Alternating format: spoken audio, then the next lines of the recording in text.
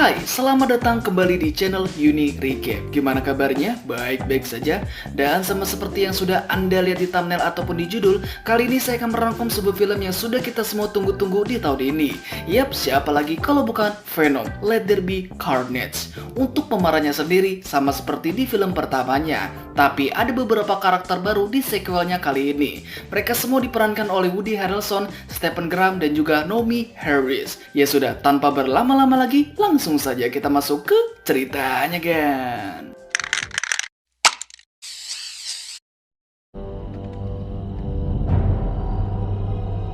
Diawali pada sebuah sekolah reformasi bernama Saint Estes, di mana sekolah tersebut merupakan tempat penampungan khusus anak-anak remaja yang memiliki gangguan mental. Di sana, kita diperkenalkan pada seorang remaja bernama Cletus Kasady, seorang pembunuh berantai sosiopat yang sudah kita lihat batang hidungnya pada post-credit scene Venom yang pertama. Diceritakan, sebelum menjadi pembunuh berantai yang sangat berbahaya, Kasady memiliki seorang wanita yang sangat dia cintai di tempat ini. Wanita ini bernama Frances Bellison.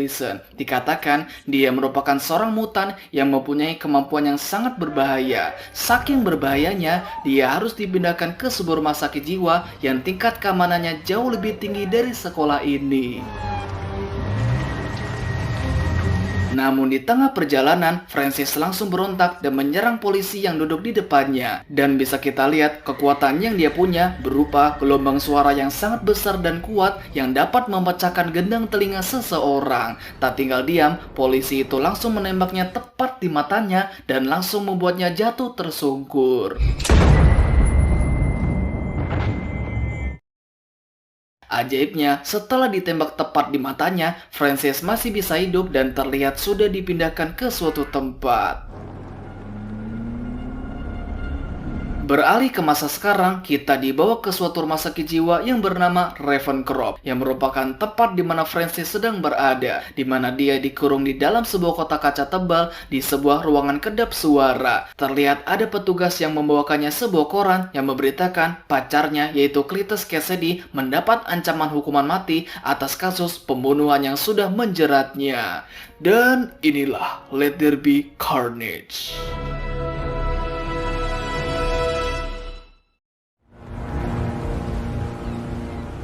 Kemudian kita dibawa ke sebuah penjara bernama San Quentin, California yang merupakan tempat di mana Kasady dipenjara. Sebagaimana kita tahu di film sebelumnya, Eddie Brock adalah satu-satunya orang yang dianggap Kasady sebagai temannya. Belakangan ini juga, karir Eddie sebagai seorang jurnalis mulai meredup dan ini akan dia manfaatkan untuk mengulik informasi darinya tentang keberadaan jasad semua korban yang masih dia sembunyikan. Tapi sayangnya, cuman informasi kurang penting saja yang dia dapatkan.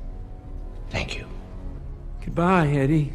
Namun ketika dia melihat ke dalam sel miliknya, Venom melihat beberapa gambar yang Kasady digambar di sebuah tembok. Dan mungkin gambar-gambar tersebut dapat dijadikan sebuah petunjuk. Lalu kita dipertemukan dengan karakter baru yang bernama Mulligan. Dia adalah seorang detektif yang mengurus kasus pembunuhan yang sedang menjerat Kasady. Namun karena Kasady hanya ingin menemui Eddie, Mulligan hanya bisa mengandalkan Eddie untuk bisa mengulik informasi darinya. Second he gives you something. Of course. Keep me ahead of the curve, Eddie. Sesampainya di rumah, Venom menunjukkan beberapa gambar yang sebelumnya dia lihat di dalam sel penjara milik Kasady, di mana dia menggunakan tangannya Eddie untuk menggambar ulang semua gambar tersebut. Lalu, mereka menemukan kecocokan di salah satu gambar dengan foto suatu pantai di California. Ternyata, pantai itu merupakan tempat di mana Kasady mengubur semua jasad korban hasil pembunuhannya. Holy cow. Tak butuh waktu lama, Eddie langsung menyampaikan hal tersebut kepada pihak berwajib. Di sana, mereka menemukan ada banyak sekali mayat yang dikubur di tempat itu. Meski demikian, semua jasad yang ditemukan di sini baru sebagian saja dari banyak korban yang masih disembunyikan. Tapi dengan penemuan tersebut, sudah cukup membawa Kasady untuk dihukum mati. Atas usahanya yang berhasil mengungkap misteri besar yang tidak bisa diungkap oleh polisi dan FBI, nama Eddie semakin melambung dan mengembalikan karirnya sebagai seorang jurnalis. Putting him back on top once more.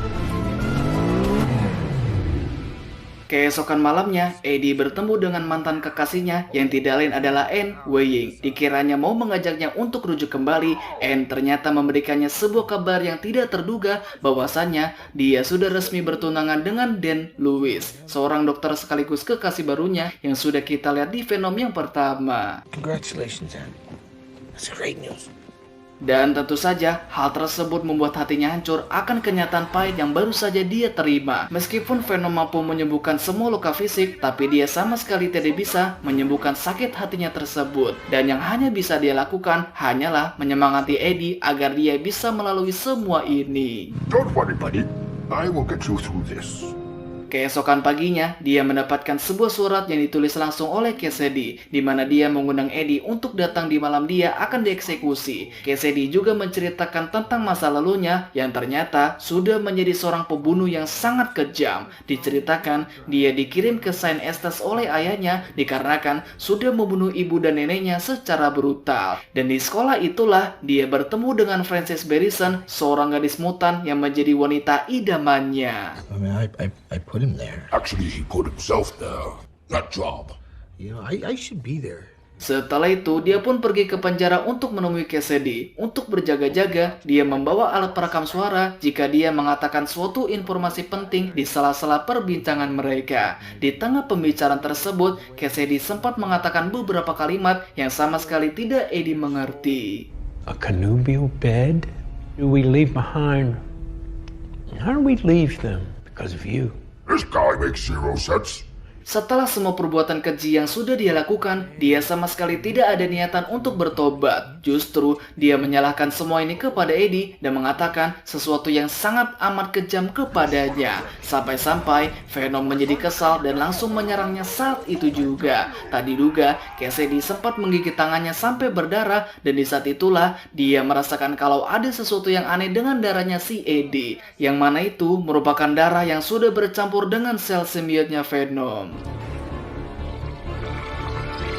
Sepulangnya dari sana, Eddie dibuat sangat marah dengan tindakannya Venom sewaktu di penjara barusan. Dikarenakan itu adalah kesempatan terakhirnya untuk menemukan petunjuk mengenai sisa mayat yang masih dia sembunyikan. Namun karena tindakan barbarnya tersebut, kesempatan itu langsung hilang seketika. Meskipun Venom sudah meminta maaf, tapi Eddie sama sekali tidak mau mendengarkannya. Tak hanya itu, keduanya juga saling ejek dan saling merendahkan sampai-sampai terjadi baku hantam di antara mereka, di mana mereka saling menyerang satu sama lain hingga menghancurkan perabotan yang ada di sana. Pada akhirnya, Venom memutuskan untuk keluar dari tubuhnya Eddie dan masuk ke dalam tubuh orang lain untuk dia rasuki.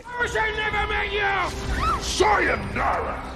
Di sisi lain, kita dibawa kembali kepada Cassidy yang sebentar lagi akan dieksekusi. Terlihat ada banyak orang yang hadir untuk menyaksikan detik-detik kematiannya. Tepat di saat jam menunjukkan pukul 9, mereka langsung memulai eksekusinya, di mana mereka menggunakan semacam cairan kimia untuk menghentikan jantungnya. Namun tak diduga, cairan tersebut ditahan oleh sesuatu yang keluar dari dalam tubuhnya. Bersama dengan itu, tubuhnya mengalami kejang-kejang dan muncul benda-benda aneh dari dalam tubuhnya. Yang mana itu langsung menghancurkan ruang eksekusi tersebut dan membunuh semua orang yang ada di sana.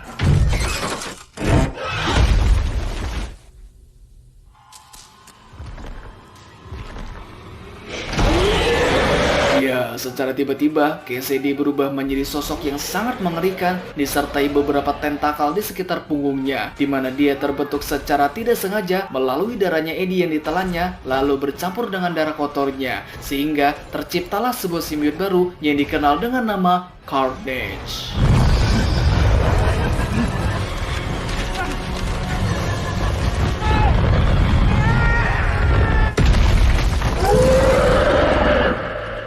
Tak disangka, berita mengenai Cassidy yang kabur dari penjara sudah masuk ke dalam berita di televisi. Di saat yang sama, Mulligan datang ke rumahnya Eddie untuk menanyakan beberapa hal mengenai Cassidy yang kabur dari penjara tersebut. Tidak hanya itu, Mulligan juga memperingatkannya untuk lebih waspada sebab Cassidy bisa saja datang ke rumahnya untuk balas dendam. Got him executed, but I guess not. Mendengar itu, Eddie harus melakukan sesuatu secepatnya sebelum Cassidy menemukannya. Dengan menggunakan semua gambar yang digambar Venom sebelumnya, Eddie berusaha untuk menemukan petunjuk di dalamnya. Setelah diselidiki, dia menemukan sebuah tempat bernama Saint Estes yang merupakan tempat di mana Cassidy dipenjara saat dia masih di usia remaja. Home to me, like family. St. Estes. Di sisi lain, Cassidy baru saja membunuh seseorang dan mengambil baju yang dia pakai. Tak hanya itu, dia dengan santainya mencuri sebuah mobil antik yang sangat keren. Saat ini, Cassidy menjadi ancaman yang sangat besar bagi orang-orang di sekitarnya. Ditambah lagi dengan Carnage yang ada di dalam tubuhnya, tak ada seorang pun yang dapat menghentikan mereka. Kecuali satu, yaitu Eddie dengan Venom, yang saat ini keduanya sedang saling bersih tegang. Lantas, di manakah Venom sekarang? Ternyata makhluk itu tidak sengaja masuk ke dalam pesta kostum di suatu tempat yang mana itu menjadi tempat yang sangat cocok baginya karena dia bisa membaur dengan orang-orang yang ada di sekitarnya. Dan untuk pertama kalinya, Venom merasa bebas dan sama sekali tidak terkekang selama dia hidup di bumi ini. Free to be who we be! Sementara itu, Eddie baru saja sampai di sekolah tersebut di mana dia berusaha untuk mencari sesuatu yang mungkin bisa dijadikan sebagai petunjuk. Tiba di sebuah pohon, dia pun menemukan dua inisial yang terukir di sana, yang mana kedua inisial tersebut merujuk kepada Cletus Cassidy dengan Francis Barrison. Dia pun menyampaikan hal tersebut kepada detektif Mulligan, yang kemudian sang detektif mengatakan sebuah fakta yang sangat mengejutkan. Masih ingatkah kalian dengan polisi yang menembak Francis di awal scene tadi? Ternyata polisi itu adalah detektif Mulligan itu sendiri, di mana dia masih mengalami trauma pasca kejadian tersebut.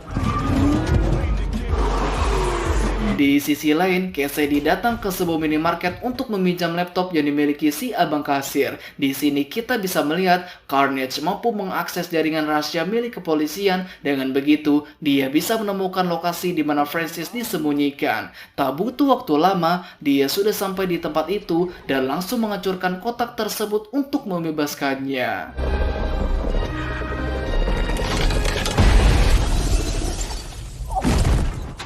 Setibanya di luar, mereka sudah disambut oleh beberapa polisi yang sudah mengepung mereka. Tapi sayangnya, lawan mereka adalah Carnage, simbiot yang lebih ganas daripada Venom, di mana dia mampu mengalahkan semua polisi yang ada di sana dengan sangat brutal.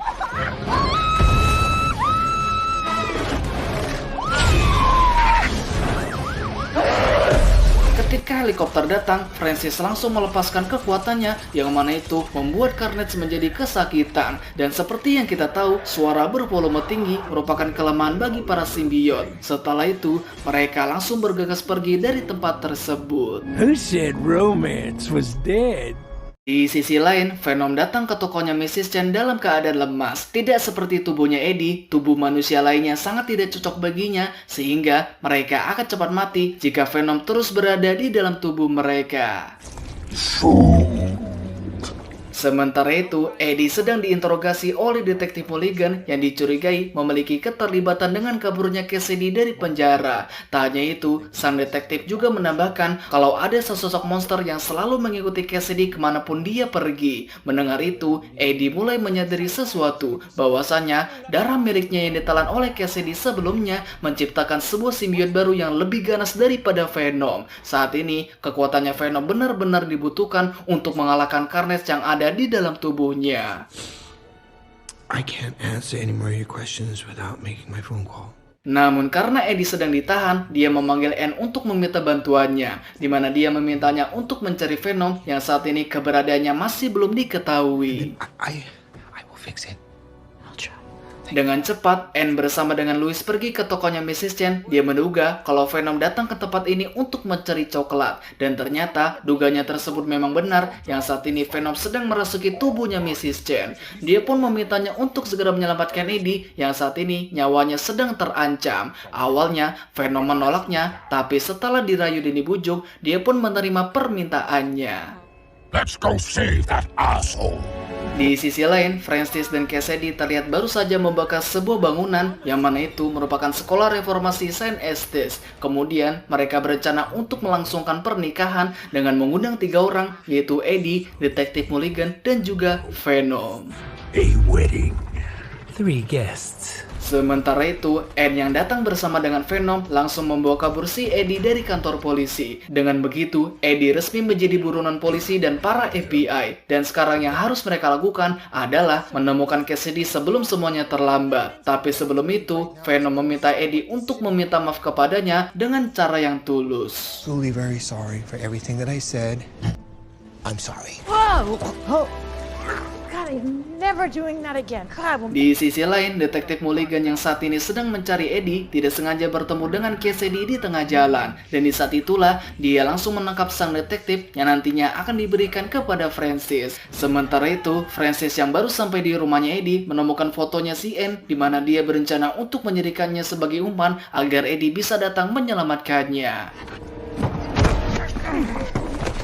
Tak butuh waktu lama, dia sudah sampai di rumahnya si Anne di mana dia langsung melumpuhkannya sampai dia pingsan. Setelah itu, dia meminta Louis untuk memberitahu hal tersebut kepada Eddie jika dia tidak ingin terjadi sesuatu kepadanya. Setelah itu, Louis pun langsung memberitahu hal tersebut kepada Eddie di mana mereka membawanya ke suatu gereja, tempat di mana mereka melangsungkan pernikahannya. We are going to a wedding. Oh, will there be canapes? Kemudian kita dibawa ke sebuah gereja di mana pernikahan tersebut sedang berlangsung. Terlihat Cassidy sudah menyiapkan pastor dan masing-masing hadiah dari kedua pengantin. Tak lama kemudian Venom tiba-tiba datang untuk mengacaukan pernikahan tersebut. Akhirnya kita bisa melihat bertemunya dua sosok kuat di film ini dan menyaksikan mereka baku hantam hingga menyisakan satu pemenangnya.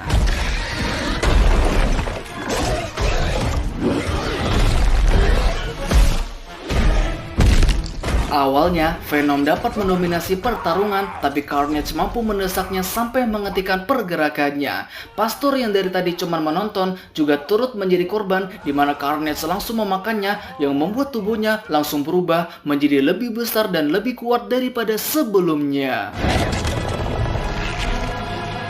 Sementara itu, Mulligan sedang berhadapan dengan Francis di mana dia berencana untuk membalaskan dendamnya karena Mulligan sudah menembak mata kirinya. Kemudian, Francis melilit lehernya dengan menggunakan rantai lalu mendorong tubuhnya sampai tertusuk sebuah besi. Sementara itu, pertarungan di antara Venom dengan Carnage masih berlanjut di mana Louis juga turut membantunya dengan cara membakarnya dengan menggunakan bensin. Meskipun sudah dibantu, tapi Carnage masih terlalu kuat untuk dikalahkan. Sampai-sampai dia berhasil mendesak Venom sampai dia tidak berdaya. Setelah itu, dia membawa Anne ke atap gereja di mana dia berencana untuk memakannya tepat di mata Eddie. Namun tak diduga, Carnage tiba-tiba berniat untuk membunuh Francis yang mana itu mendapat pertentangan dari Cassidy. Melihat itu, Eddie berusaha untuk menyadarkan Venom bahwasannya Cassidy dengan Carnage sama sekali tidak cocok dan mungkin masih ada peluang bagi mereka untuk bisa menang. The Lethal Protector!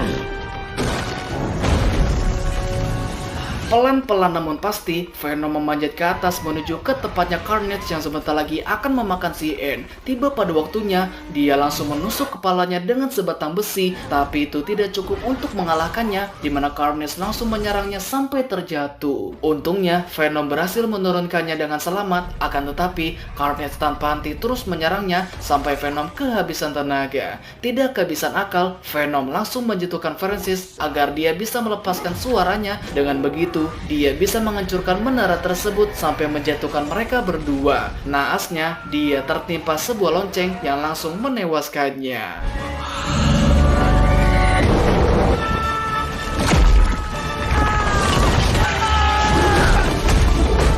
Di saat Carnage mau menggapai tubuhnya, Venom langsung menginjaknya dan memakannya saat itu juga dan menang mutlak atas dirinya. Tak cukup sampai di situ, dia juga langsung memakan kepalanya Cassidy secara bulat-bulat. Setelah itu, mereka pun segera pergi sebelum polisi sampai di tempat ini. Namun ada satu hal yang menarik di sini, di mana ada sesuatu yang sedang merasuki tubuhnya Mulligan. Lantas, apa yang sudah merasukinya? Entahlah, hanya mas-mas tukang galon saja yang tahu.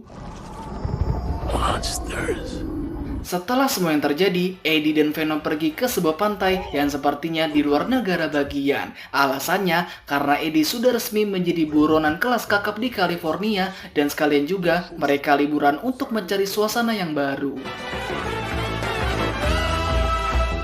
Singkat cerita, malam pun tiba. Terlihat mereka sedang menonton siaran di televisi yang mana acara tersebut sangat disukai Venom. Namun kejadian selanjutnya benar-benar mengejutkan. Entah apa yang terjadi, mereka secara tiba-tiba berpindah ke suatu tempat di mana suasana malam yang ada di luar seketika berubah menjadi siang. Tak hanya itu, kita dikejutkan dengan siaran berita di televisi yang memberitakan tentang Peter Parker alias Spider-Man. Bisa disimpulkan, mereka telah berpindah ke universe di mana Spider-Man berada. Entah akan menjadi kawan atau lawan, itu akan terungkap di film Spider-Man No Way Home yang sebentar lagi akan dirilis. Dude, what are you doing in my room? Dan film pun selesai. Oke gan, itulah alur cerita dari film Let There Be Carnage. Semoga kalian terhibur ya. Oke, segitu saja untuk pembahasan kali ini. Jangan lupa untuk like, comment, share, dan subscribe-nya agar saya bisa semangat dalam membuat video selanjutnya. Terakhir saya ucapkan terima kasih dan sampai jumpa di video selanjutnya. Bye bye bye.